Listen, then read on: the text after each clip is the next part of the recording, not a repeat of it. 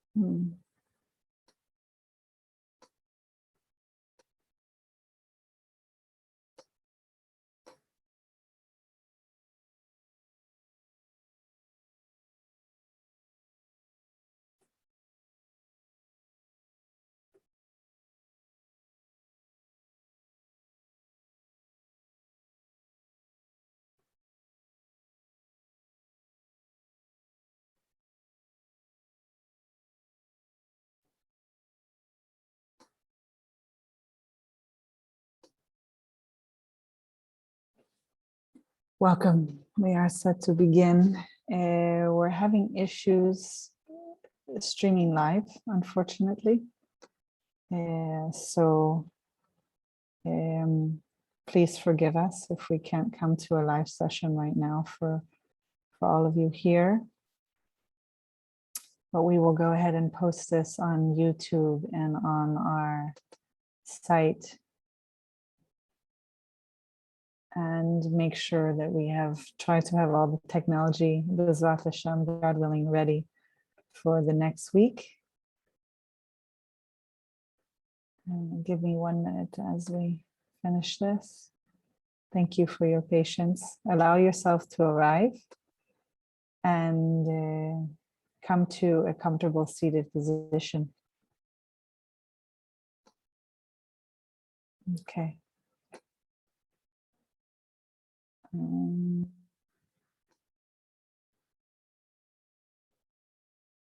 Okay, I think we might be live on one medium. Thank you. Okay, welcome. I am Rabbi Chasya Steinbauer, the founder and director of the Institute for Holiness, Kehilat Mussar. Welcome to our Torah and Mussar Mindfulness. I am delighted that you have joined us to dedicate your time to your practice and to be in community together. So we are going to begin with Bereishit, in the beginning. And before we do, we always engage in a kavanah, an intention for our practice.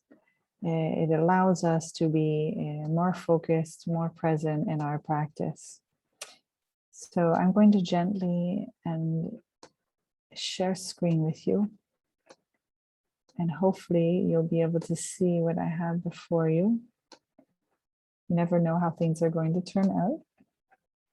So you have before you the kavanah that we actually use during our 40 days Elul practice, for those of you who participated during Elul and Tishrei.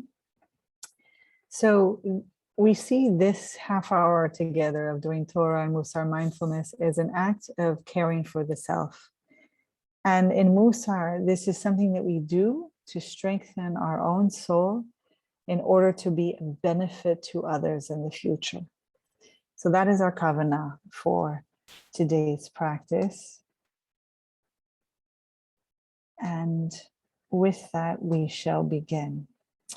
So Bereishit is offered to us by God to learn the midah of responsibility, acharayut.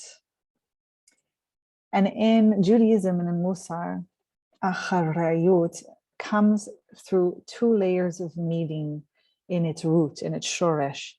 Achar, meaning later, and acher, meaning other. And the first, achar, touches on the notion of responsibility in time, meaning every word, every thought, and every deed has its after, its consequence. And human beings are responsible for the consequences of their actions. So in Mussar, as we practice towards Kedusha and holiness, we practice to become more skilled at anticipating the consequences of our actions and taking responsibility for the details in all the areas where we make choices. We do this so that we don't cause more suffering. So how do we become more skilled at anticipating the consequences of our actions? That's done through daily Mussar mindfulness practice in community and a Mussar group. You're welcome to be in touch with us at kehilatmussar@gmail.com to join such a group and to be a part of the community of this practice so that we all can grow and benefit one another. The second root meaning is acher, meaning other. It's this notion of responsibility to others, of bearing the burden of the other. It's what Rav Simcha Zifazir says, to diligently seek the benefit of the other in every possible way. It's this act of caring for the other that we focus the development of our heart and mind to realize our soul's destiny. Not a small thing. So our tradition holds that our ancestors actually occupied themselves with intention, with kavanah, to be shepherds, because they wanted to accustom themselves to bear the burden of even God's simplest creatures, all the more so human beings. So we have a story of our beloved ancestor, Prophet Moshe, who was a shepherd for his father-in-law, Yitro. And one day, a tiny lamb ran off. Moshe headed off after it, only to find it at a watering hole drinking. And Moshe arrives and says, I didn't know you fled on account of thirst. You must be so exhausted. Lifts up the lamb on his shoulders and walks back to where they're from. And Hashem is so delighted, God is so delighted in this behavior. It says, since you tend to the sheep of human beings with such overwhelming love, by your life, I swear you shall be the shepherd of my people. This we get from Bereishit Rabbah, a wonderful Agadah, a text on our Torah portion, on our section, because it comes in direct contrast to Cain. Cain, in our Torah portion of Bereishit this past Shabbat, chose not to be a shepherd, chose not to occupy himself with caring for the burden of God's simplest creatures. And after he struggles with deep jealousy, he murders his brother Hevel. Hevel was a shepherd. Hevel's offering to God was accepted, was regarded. So after murdering his brother, which is the first recorded history of murder in our people's tradition and in the Torah, Cain doesn't take responsibility. He actually disidentifies with the act of responsibility when confronted by God. God asks, where's your brother Hevel? First he lies. He says, I don't know. Then he rebels with his statement, am I my brother's keeper? This we find in Bereishit in Genesis chapter 4, Pasuk 9, verse 9. So we learn from these examples for our Mussar practice that a responsibility is when, one, we consider the consequences of our behavior so that we don't act in ways that are harmful to others or even ourselves. Cain chose not to do this. He chose not to be aware of the jealousy arising in him and how not to act out on it, not to react, despite even being warned by God ahead of time. Go ahead and see verse 7 for that. And number two, we learn that one actually considers ways to be of benefit to others when one wants to be balanced in responsibility. We look for acts to care for the other, just like Moshe did with the lamb. So when we engage in our daily practice, like we are doing right now together in community with our Mussar and our Torah, with this deep knowledge that we build over time, we make an effort to bear the burden of others as a conscious, deliberate practice. And each act of support that we undertake is an opportunity to develop more mindfulness and finer sensitivity, to strengthen our midah, the soul trait of acharayut, of responsibility. So obviously we can question ourselves today. We're not shepherds. Most of us intend not to be shepherds. So how do we engage in life choices and careers that will foster a heart that desires to actually bear the burden of the other? Again, it is through our daily Mussar mindfulness practice. And we head with basically as our compass that we are bringing God's good to others. We're internalize this as our desire, as Rav Shimon Shkop instructs in his introduction to Sharei Yosher. So with that, I'm going to move us into a sitting meditation together. I will guide us a bit, but part of the practice is going to be sitting in silence. You are welcome to visit our website at kehilatmussar.com afterwards to actually find more writing on this week's parsha, to see how there's more examples, for instance, from Adam and Chava, of a lack of responsibility and how we can learn from that. And you can find that in our blog on our website. It'll be there for others to read and share. So in our sitting, which is key to our practice daily, you want to come to an upright position. And if you need to stand, please do so. Just make sure that you have a chair next to you to keep you grounded. If you need to lie down because of trauma or chronic pain, please do so, but keep your eyes open so you don't fall asleep. For those of us that can sit, we want to ground our feet to be really held by earth. After all, we're engaged in Bereishit in our Torah portion, where the human cannot exist without the Adamah, without the earth and the water and the breath of the divine. And that is what we will be doing with our sitting practice. So we come to an upright position, tall, dignified, created in the image of God, not West Point stiff. And you want to let your arms rest either in your lap or maybe on your heart, wherever is comfortable for you. And when you're ready, gently shut your eyes. If you do not feel safe closing them, then just lower your gaze. And begin with 3 deep breaths.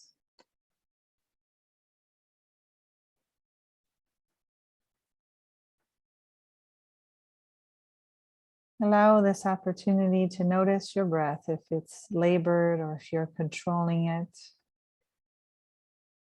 The breath is a gift from God. Most of the time we are unaware of it until it is taken from us in some form, whether in trauma or illness, stress. As we know, this is such a healthy, good practice for us to sit in stillness. Allow the breath to just come to the same amount of in-breath as out-breath. And begin with a gentle body scan, just noticing where you are right now in this moment. Any sensations calling for your love and attention?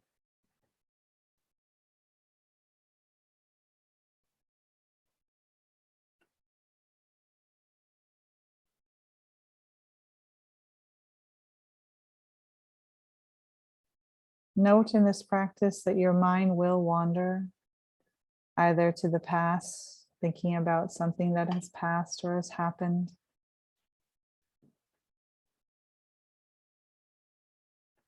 or planning for the future. And this is the practice, is to notice this when we can wake back up, to come to awakening, this hit or root. When we notice that we have drifted off, we bring our attention back to the breath, back to my voice.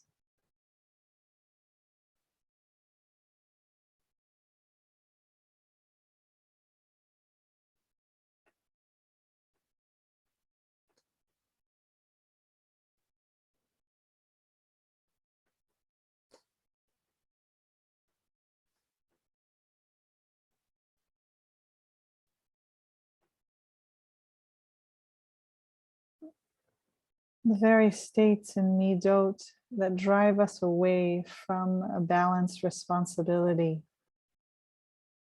that indeed cause us and others suffering, are guilt and low self-worth, low self-esteem, what we in Mussar call too much of humility, too much anava.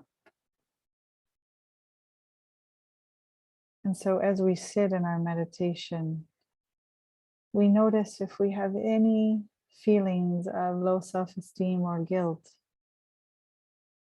that arise either now or later in our practice, it might interfere with our balanced responsibility. And we think back to Cain, back in our Torah portion of Bereishit, who murders his own brother, who causes the Adamah, the earth, to cry out from swallowing his brother's blood. Can we interpret Cain as someone who had low self-esteem, of too much humility? After God paid no heed to Cain's offering, Cain allowed himself to enter a state of rage, of anger, and low self-worth. He is described in chapter 4, verse 5 as Vayipelu panav, his face fell. There was a rise of heat, of fury, and then a fall in the embodied experience of Cain. And no awareness on his part of what was arising, what was coming up in him. Only reaction. No space between the match and the fuse. No awareness of the potential consequences of his actions, ones that would be final, ones that would be detrimental to the land, to the life force of his brother. There would be no more breath. There would be no more relationship, no more connection. That fall of Cain, that face falling, is a depression, is an embodiment of too much humility, of low self-esteem, where Cain internalizes the rejection by God of his offering as a rejection of the self. Allow my words to sit. Note whatever arises for you.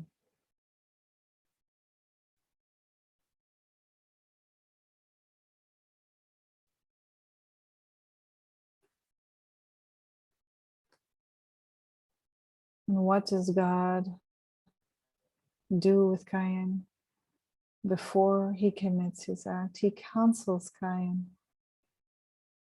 What does he say? He says, do good.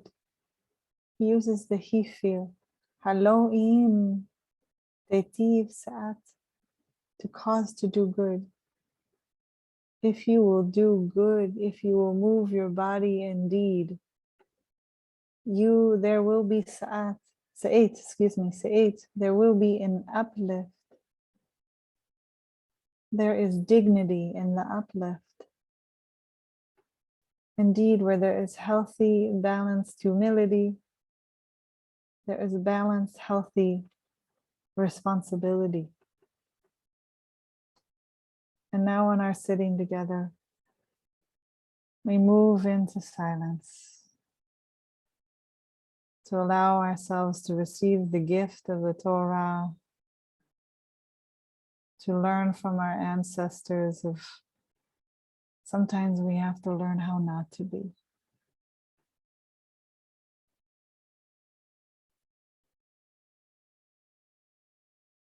The gift of the breath, the gift of life. We are in the beginning, and let this be our beginning. I will ring the bells when it is time for us to join again in community.